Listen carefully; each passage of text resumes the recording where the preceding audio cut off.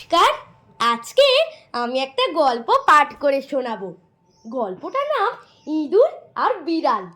লিখেছে আমাদের সবার প্রিয় গল্পদিদা সুদেষ্ণা মৈত্র ম্যাম। তাহলে শুরু করছি। ঘড়িতে ঘন্টা বাজলেই ইঁদুরেরা বাইরে আসে।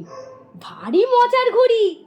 একটা বাজলে একটা ইঁদুর, দুটো বাজলে দুটো ইঁদুর, 12টার সময় 12টা ইঁদুর। বাপিদের বাড়িতে দিন কয়েক হলো এসেছে ঘড়িটা। বাপিদের পাশের ফ্ল্যাটে দুটো বিড়াল থাকে। দরজা খোলা পেলেই বাপিদের ঘরে নানা কাজকর্ম করে থাকে। রান্নাঘরের দরজা তাই বন্ধ রাখা হয়।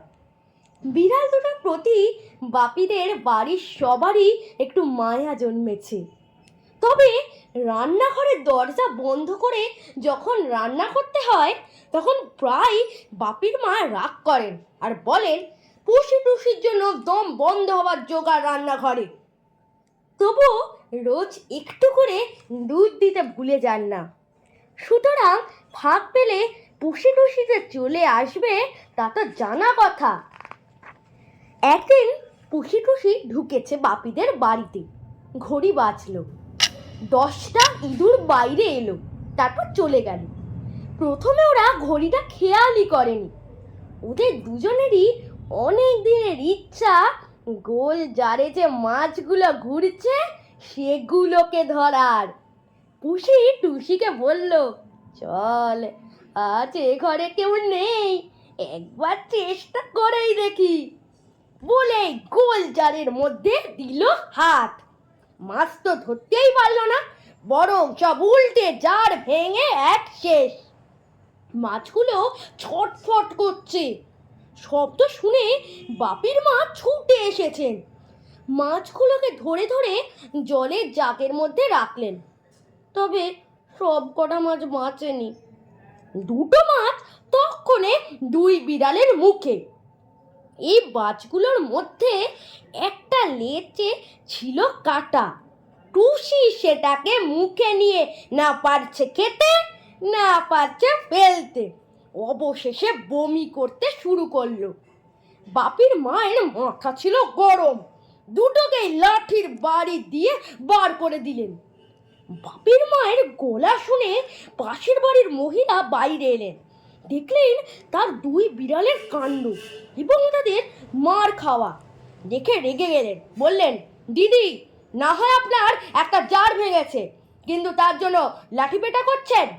বাপির মা উত্তরে বললেন, ইচ্ছা করছিল আরো ধুই গাধিতে। যাই হোক, এই নিয়ে একটু কথা কাটাকাটি হলো দুজনে। দুই বাড়ির কথা বন্ধ হলো। বাপির মায়ের অবস্থা আরো শোচনীয়। কাঁচের টুকরো পরিষ্কার, নতুন জার কেনা। সেদিনের দুপুর বিশ্রাম গেল ছুটে। দিন কয়েক পুষি টুসির আশাও বন্ধ হলো। তারপর আবার জেকে সেই রাগারাগি শেষ। আবার পুষি টুসির জন্য দুধ রাখা শুরু হলো। কাজের মাসি অবশ্য রাগ করে, বলেই ফেলে মাঝে মাঝে, বৌদি আবার মাথায় তুলছ। অবলা বলে যাই বলো, কখন কি কাণ্ড কাটায় কে জানে। ঘড়ি এসেছে 5 মাস হয়ে গেল। কাছের জারের মাছের জন্য এদিকে আর বেশি আসে না পুষি টুসি। একদিন কি হলো, টুসি গিয়ে ঢুকলো বাপিদের বসার ঘরে। ঢুকে ঘন্টার শব্দ শুনলো, কিন্তু কাউকে দেখতে পেল না। একটু ভয় ভয়ে চলে এলো। টুসিকে গিয়ে বলল, জানিস জানিস তো আমাদের জব্দ করার জন্য ওই ঘরে কি যেন লাগিয়েছে, ভয়ে চলে এলাম।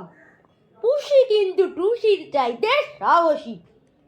সেদিন দুই দুই পরে ঢুকলো ঘরে, কিন্তু শব্দ শুনে সেও পালালো। দিন কয়েক বাদে পাশের গাছে চড়ে পাখির বাসা খুঁজতে গিয়ে পুষে শুনল ওই শব্দ। জানলা দিয়ে উপরে ঘড়ির দিকে চোখ পড়তে দেখলো, আরে 3টে ইঁদুর এলো আর চলে গেল। পুষি ঠিক করলো, ব্যাস আজ ওদের খেতেই হবে। গাছ থেকে নামলো, ছুটে গেল টুসির কাছে, সব বলল খুলে টুসিকে। টুসি শুলে বলল, না রে ভাই, গিয়ে কাজ নেই, কি থেকে কি হবে, আমরা আবার ফেঁসে যাব। কিন্তু পুষিটা একটু বেশি লোভী, তাই সে অপেক্ষা না করে চুপি চুপি বাপিদের বসার ঘরে চেয়ারের পিছনে গুটি সুটি মেরে বসে রইল। কেউ না কেউ ঘরে ঢুকেছেই, আর ওদিকে ইঁদুরগুলো আসছে আর যাচ্ছে। একটা সময় পরে বসার ঘরে নীল আলো জ্বালিয়ে যেই না বাপির বাবা অন্য ঘরে গেলেন, অমনি ঘড়িতে বাজলো 11টা বাজার ঘন্টা, আর সঙ্গে সঙ্গে 11টা ইঁদুর আসছে আর যাচ্ছে। পুষি আর লোভ সামলাতে না পেরে চেয়ার থেকে টেবিল, টেবিল থেকে এক লাফ দিয়ে ঘড়িতে একটা ইঁদুর ধরল, কিন্তু খেতে পারছে না। ইঁদুরের স্প্রিংটা গেছে মুখে আটকে, ঝমঝম শব্দ, ঘড়ি গেল মাটিতে পড়ে, ঘড়ি ভেঙে চুরমার। 12টা ইঁদুর বাইরে মাটিতে পড়ে গড়াগড়ি খাচ্ছে। এরপর পুষি যে কি হলো তা নিশ্চয়ই তোমরা বুঝতে পারছো। ধন্যবাদ।